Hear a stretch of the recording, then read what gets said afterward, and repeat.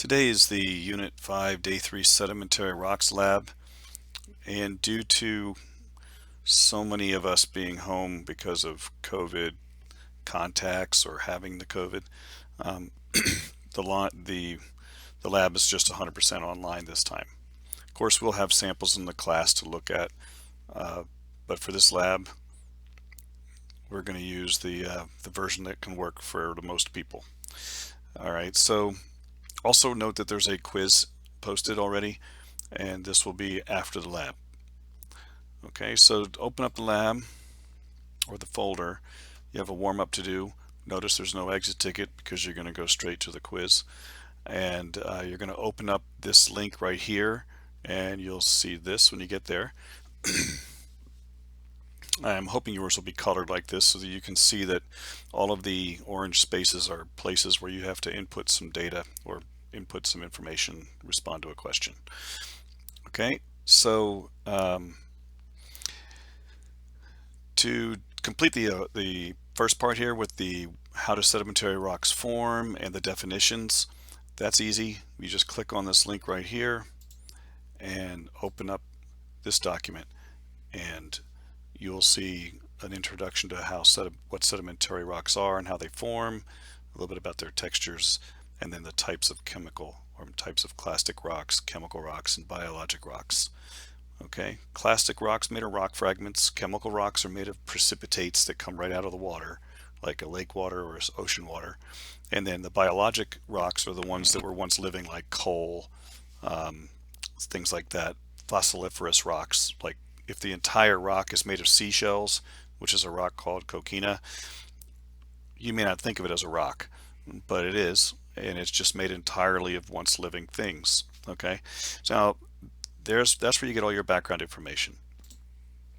So you'll come through here and put in the definitions for each.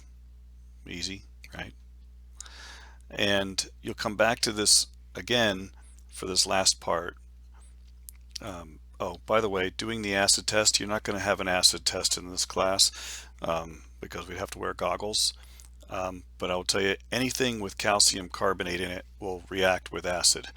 And that means limestone would react, and any of the rocks that have shells, because the creatures that live in the ocean make their shells out of the calcium carbonate that's in the seawater.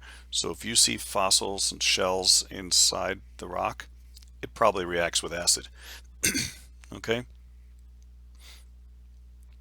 and I think it also said all of that here. All right, so here you have the blanks where you fill in your identification of 12 minerals. Okay, that's easy to do. You come back over here and you go to the bottom. So you're in this document that you click the link to get to. And I'll do the first one with you. Number one, we have a rock sample here that I'll pretend I don't know already. And we can pretend to do an acid test if we want to. So if we click on this button, we can say, this sample did react with acid. So this one would fizz like an Alka-Seltzer tablet if you put acid on it. Okay, that's a big giveaway. We can click on the hardness of the rock, and it says click on the hardness buttons to perform the hardness test. Okay, one of the so here are your buttons right here. So if you click number one, it says the sample was not scratched. That means the sample has a hardness greater than 1. Now I'll try 2. And it was not scratched, and so forth. I'm going to keep working my way up here. I think it's going to get scratched at around a number 4. Okay, we get to 4, and the sample was scratched. I happen to know that calcite has a hardness of 4, and limestone. Oops, I just gave it away. Limestone is made of calcite, so it's going to have a hardness of 4 also. All right, so now we know the hardness, and you can be putting this information into your document. Acid test, yes or no. Hardness, all of that information can go right in here. Oh, look at that. Okay, someone's already done those already for us. So the texture, it's actually not really, it could be biologic. I think the texture is actually kind of chemical. This one here is chemical. It's a chemical limestone. Oh, that's interesting. They don't include that there. Oh yeah, they do right here. the chemical. So I'd click this. Grain size, there's too small. You don't see any grains. It's very, very small.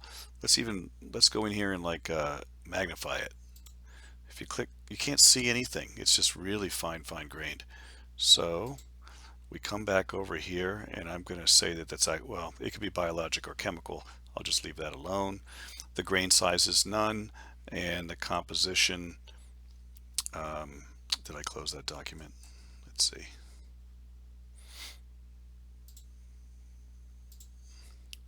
So we come down to the bottom. If you clicked chemical and no grain size, and then you clicked it's made of calcite, and it would be a limestone, and if you've done this correctly, you can click grade identification at the bottom, and it says, congratulations, your texture and grain size and composition are correct. Notice that if you don't answer it correctly, watch what happens. This is all correct, but watch what happens if you do something wrong. I'm going to go ahead and click rock gypsum instead and then grade it. You missed the rock name. Okay, so it tells you exactly what you missed. So it's pretty easy. See, if I go over here and I put it back on limestone, but I click on, say, gypsum over here and then do a check, you missed the composition. Okay, so easy for you to do self-check and work your way to the right answer. Okay, then you come back to the lab here. So here you just keep going until you finish completing this for all the different rock types, and then you go to part 2, and in part 2 you open up this PDF, and it's about Virginia geology. So you open this, and this is another one of those PDFs that you have to be careful how you open it. You can't use it as a web page. You have to download it. So if you come over here to where you see the download and download it to your desktop, and it will be in the bottom left corner of the screen. And when you open this one up, you will have the layers. Oops, my bad. You have to download it and then open it from the desktop. So let me see where it went.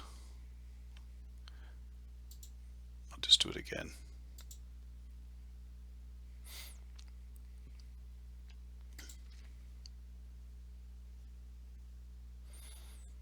Yep, bring it over to bring it onto your desktop, and then when you open it up, it'll look like this instead. And so click on the little stack of paper over here, which is the layers. Choose the click down, and you can turn off all the rock types, and then you'll be able to see the state of Virginia without any sedimentary rocks turned on. But you might have noticed that they're all pretty much in what provinces here. There's one province in particular that has most of these. Not all, but most. Okay, so you can turn them all on and off, and that way you can identify them more quickly. Okay, and I think that's all we need to do with that.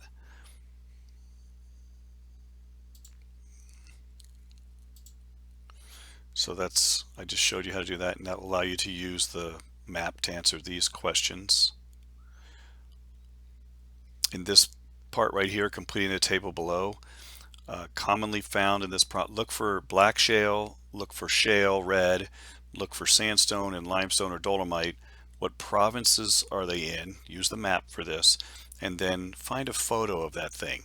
So if you find, like, go to Google and look up a picture of black shale, red shale, sandstone, and put the pictures into these boxes.